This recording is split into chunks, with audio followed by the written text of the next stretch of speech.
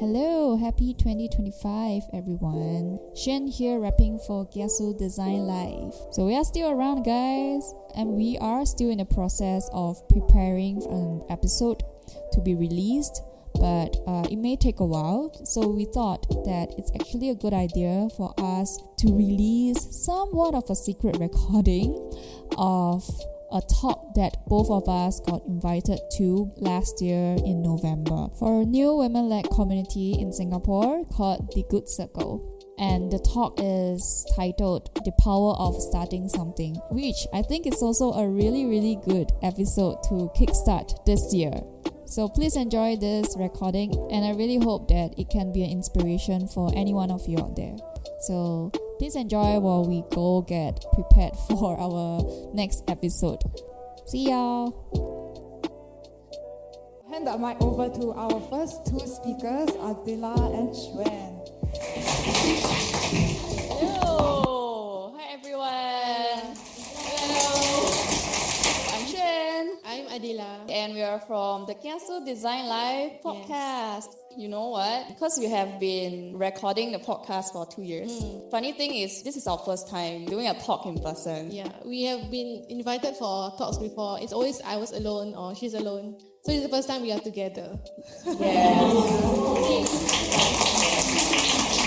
We stopped tossing the responsibility. Yeah, so just the intro. So we are a product design podcast based in Singapore. And then we decided that we wanted to do something which is locally based because we found the need that there's no such podcast back then when we started. Yeah, so I think first we are very inspired by The Good Circle by Toby as well, you know, starting something new. That is also what kind of inspired us, what to talk about tonight. Yeah, as a start, we want to address to all of you, when was the last time you thought of starting something? For us, we had our various projects that we had in mind, right, Xuan? What were some of the ideas that you have? I think I've always been the one who has a lot of random ideas. There's one point, like a few years ago, I wanted to open like a granola bar because I like to make granola at home. And my friends always say it's very nice. And we would say like, hey, you should start a business, what? And then I was like, hey, yeah, I'll start a business. But it's always in the mind. Yeah. There was one time I wanted to start like a blog writing about philosophy and like living life intentionally. Oh, this first time for me. I never heard before. Yeah. I mean, I don't know. It felt very serious also, right? Yeah. So those are the kind of dreams that I had that I think lies the as blogging dreams. is very common. Huh? The blogging dream is very common. The blogging dream is like, yes. Yeah. You had similar before, Yeah, is it? I only had one post, after that it's gone. Okay. I think that's better than me because I never started any at all. Yeah. So I think we had all these dreams, ideas of starting something. But how many of them did we go out to actually starting it? Yeah. So for me, among all the random ideas that I had, like sometimes I even romanticize the idea, right? You know, there's this quote, you romanticize the idea but you dread the execution. So that's exactly me.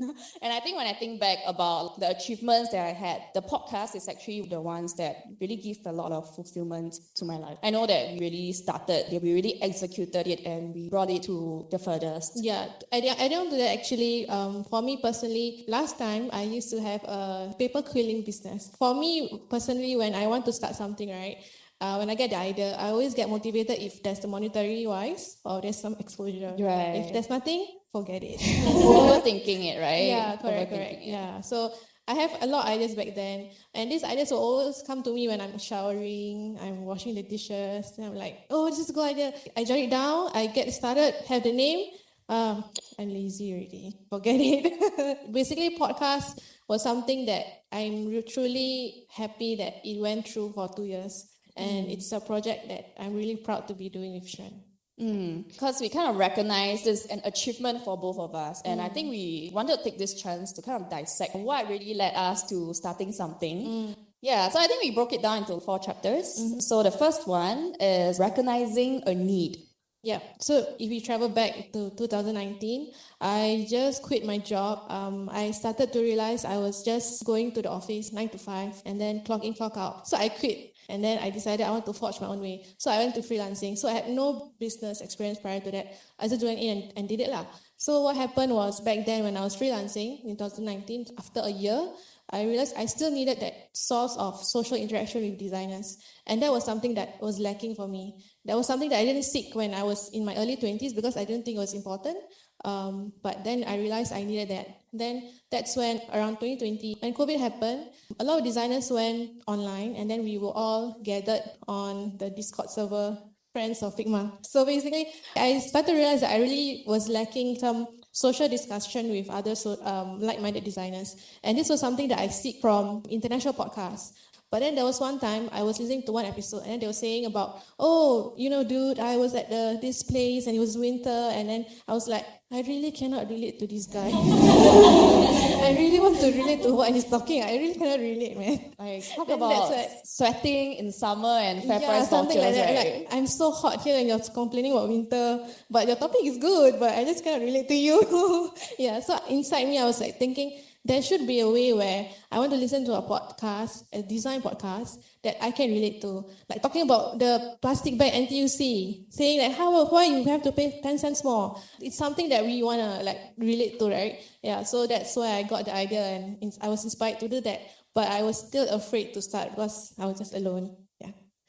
Right. For my side, the point of recognizing a need is back at my previous company. After 6 p.m., after office hours, working with a lot of like clients, I realized that we all designers, actually non-designers as well, love to grab a drink, gather together, and just trash talk about our work. Like talk about, oh, what happened today? This person say something, and then my design, like, I have to redo everything, like, why can't people communicate better?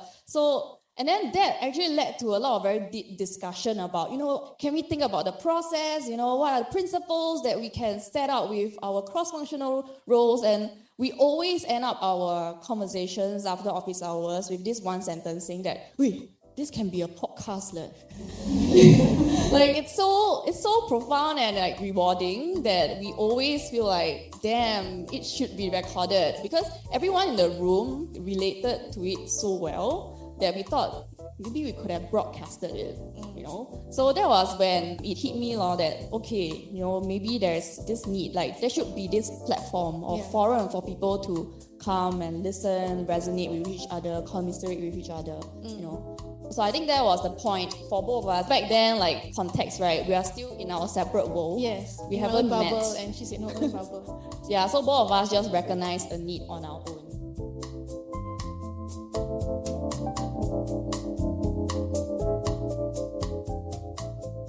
That led us to chapter 2, because recognizing a need is not enough. In transition to that, we decided to open up. So as I was saying, because we were hanging out on Friends of Figma, right? So I decided back then, since I needed to find other designers who have the same thinking as me, but the first step I should be doing is to actually share my insights or share my honest reflection. So what happened was, I'm actually an introvert, so I don't really talk a lot. So on the Discord server is where, as an introvert, screenshot here. whatever you want. Yeah, so the good thing about the Discord server was that people were actually sharing their personal stories about their life and also experience as a designer. And then from there, it spurred me on to actually share about my own experience. And also it made me brave enough to say, hey, I want to start something. I'm seeking out someone, a co-host, whatever. So I was really just opening up myself and being brave and just opening up myself and telling people that anybody willing to connect with me to do this with no expectation at all. Yeah, I really didn't expect anyone to just reply, but eventually. So that's what I also replied to Adila. And I personally also, I felt that Friends of Figma is like one of the community that really gave me the warmth and the safe space for me to say something that is more unfiltered, that I just said, I also have something similar, just that I'm a heavy procrastinator. And then some days I wake up thinking, who am I to start a podcast, right? Yeah. What position am I in to say something for other people to listen to? Yeah, so I think there's this heavy doubts in me. But I think Friends of Figma, and also I believe the Good Circle, is the kind of community that will really give you that psychological safety, just to share exactly how you feel. And, that's what led to the podcast. Yeah, so let's run through a very quick timeline. Yes, our origin story. So back in 2021, she said hello, and I said, okay, hi. But I keep getting distracted. And then... so that's our first touch. Yes. And then nothing happened. Yes. So cue the cricket. We wanted to share a bit about this period also. I think because for us, it's a lot of doubt. I think also a bit of imposter syndrome. Yes. Yeah. At the same time, we were wondering, like all these other podcasters, they are so like legit and big. Who am I to just talk about design? Who want to listen to me? Yeah, like I'm small just a small fry. Correct. The other one is also the friction of starting something with someone. Yeah. Because I think if you have this thought by yourself, like you can take your own sweet time, right? You don't have to be accountable to anyone. But once you bring someone in, then that is where this accountability kicks in. Yeah. Even with a stranger, it's already tough. I think it's actually worse when you're doing it with a friend because you don't want to cost the friendship also. Yeah. So I think that was what led to that cricket. Yeah, so what happened was we reconnected a year later. So I reached out to her and asked her what's her podcast journey. And then she said, nothing happened. And I said, same. Hey, why don't we just combine? Yeah, so I think that's how we reconnected. And that brings us to chapter 3 of coming together, just joining forces and really starting something for Rails. Yeah, so that is when we recorded our first episode and we really just want to start something. We just want to throw something out there, right? To see how the world reacts to it. That was our principle. One of the things that we both agreed on was that we wanted to make sure that we don't overthink it and we don't overplan it. Just do it. Have an idea, find some free source that we can seek out and record the first episode just to get the feel. So basically during our first episode, what happened was we just did it virtually. And also we made sure that we wanted to check in whether can we vibe with each other first before we commit to something more permanent. Yeah, as she said as well, we were actually strangers. We were not friends at all. Yeah, so we wanted to see whether was this a working partnership, can there be a potential to it? So that's what we did basically. Also, we kind of applied the product thinking here. Yeah. Just ship an MVP first, correct. but we go through all the steps of shipping it, Like we go through the idea of what a partnership means. We go through from pre-prod all the way to post-prod. What does it take to really put an episode out there? Yeah, so that's our first episode. Eventually, after our first episode, we just kept going and going and going. So what happened was originally I was the one who was a big pusher of telling her that we should go for events. She was quite hesitant about it. Why were you hesitant? I just didn't like meeting new people. I think back then I was a huge introvert and I just don't like the idea of going to an event and not knowing who to talk to and what to say and everything. Yeah. The podcast kind of gave me that new perspective to all these meetups because that's where you get what the local designers are thinking. I think because our podcast, we always anchored it on something very local. So that is why for me, I feel like then we need to be very grounded with the local voices. If not, how are we able to relate and get related as well? Also, at the same time, we felt that when we went down to the ground and meet people, we actually get feedback. And people are more convinced to listen like, oh, there are real people behind this voice. Yeah. I think one good thing is because we kind of recognize the motivation. Yeah, so knowing what drives you, right? I don't know if it happens to you, sometimes just suddenly got this motivation, oh my God, I want to go back and keep doing it. I think for me is after a very fulfilling recording. Okay, it's a secret that I share here. That after recording a very good episode, right, I can't help but to keep listening to it. I had to bring the laptop to my bathroom and I pee while listening to it. I will just put the laptop there and I do my business and I go to a shower and I keep listening to the episode because I was just so excited about it. I never tell you about this. Okay. No, okay. Yeah, but what I'm saying because is opposite, because the thing is she likes to listen again, right? Yes, For me, I love it. I just listen one time, that's enough. I don't listen to my own voice. Yeah. I don't know if y'all get what I mean, that fire that just started to burn in you and you can't help but to keep doing it. So I think knowing what's the fuel to your fire, I think that is such an important thing because then you can just keep latching onto that. Yeah. So for us, if we know that, meeting new people, getting new voices into the podcasts and getting feedback from others, all these are great fuel to our motivation. For me, my biggest motivation is especially if we manage to bring in a guest and then there's a topic that is really interesting, something that we learned. So there was this one guest we had was, she is suffering from dementia. but she actually helped SMRT to design the wayfinding at the Stickers. Yeah, the stickers at public bus stops at the interchange. She was one of the people who actually like telling the designers how to design that, and she, as a dementia person, actually went through it, and then she said, okay, this is good. So while she's doing this project, she is eventually losing some of the memories. So it's like it felt very like, even talking about it now, I feel my Chills. yeah, the chills, because it's something that very life fulfilling for Yeah. her. So when we spoke to her, right, then me and Shen was like thinking, hey, we are really in our own bubble. Yeah. We should speak to more people like this. Yeah, but I think it's times like that that we felt like, oh my god, we really need to put this story out there, right, for more people to know about it. Yeah, or for this picture also, it's a little small, but this is where we interviewed 6 primary school kids. And then like they just came into the recording, because we did a virtual recording, and all the kids were so excited. They said, oh my god, it's my first time. Hi mommy, hi daddy. It's like so cute. So these are the times where you feel like, wow, you wouldn't have felt this if you haven't really started the podcast and giving them that platform to have that voice.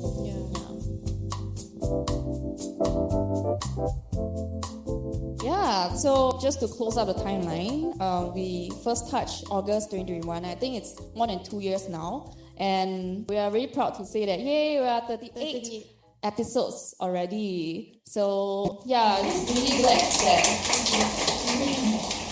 Yeah, so I think we are just really glad to have this momentum going on. Damn, it has been 2 years. Yeah, so just reflecting on the past 2 years, it feels great because I really feel that 2 brains are better than 1. So if I were to be doing it by myself, I will be in my endless loop of not doing or overthinking and then not thinking about the brand name. Could you imagine? I know. And also because for me, it feels great to have a partner because it keeps me accountable. It's like if I don't do this, Xuan will nag at me.